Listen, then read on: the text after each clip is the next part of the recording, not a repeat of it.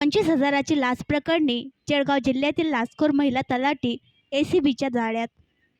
वीटभट्टी व्यावसायिकास हव्या असलेल्या मातीच्या वाहतुकीसाठी गोंड खनिज रॉयल्टीची विनापावती 25,000ची रक्कम ठेवून घेतल्यानंतर पुन्हा अजून 25,000ची रक्कम लाचेच्या स्वरूपात मागणाऱ्या जळगाव जिल्ह्यातील पारोळा तालुक्यातील मौजे शिवरबिगर येथील तलाठी श्रीमती वर्षा काकुस्ते या तलाठी महिलेविरुद्ध धुळे एसीबीने कायदेशीर कारवाई केली आहे। पारोळा पोलीस स्टेशनला गुन्हा दाखल करण्यात आला आहे। गेल्या वर्षी सन 2023 मध्ये झालेल्या घटनेतील तक्रारदार हे मौजे शिवरबिगर तालुका पारोळा येथील रहिवासी आहेत। त्यांचा वीटभट्टीचा व्यवसाय आहे। वीट उत्पन्नासाठी त्यांना मातीची आवश्यकता होती। मातीची वाहतूक करण्यासाठी त्यांनी तलाठी वर्षा काकुस्ते यांची भेट घेतली होती।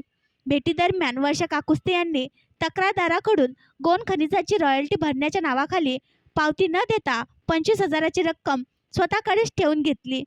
त्यानंतर तक्रारदाराने गोंड खनिज परवान्याच्या चौकशी कामी तलाठी वर्षा काकुस्ते यांची पुन्हा भेट घेतली असता त्यांनी अजून 25,000 मागणी केली।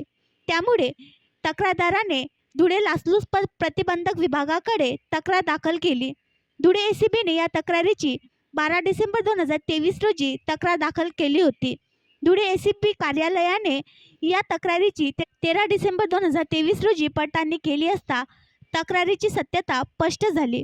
त्यामुळे पारोळा पोलीस स्टेशनला या प्रकरणी तलाठी वर्षा काकुस्ते यांच्या विरुद्ध भ्रष्टाचार विरोधी कायद्याखाली रीतसर गुन्हा दाखल करण्यात आला आहे।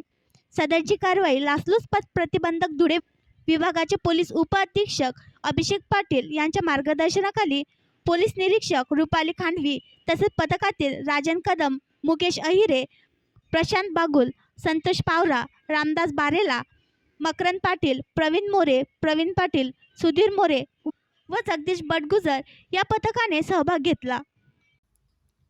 आणखी नवीन व्हिडिओ पाहण्यासाठी आमच्या देशमुख एक्सप्रेस न्यूज चॅनलला सबस्क्राईब करा, लाईक करा आणि शेअर करा।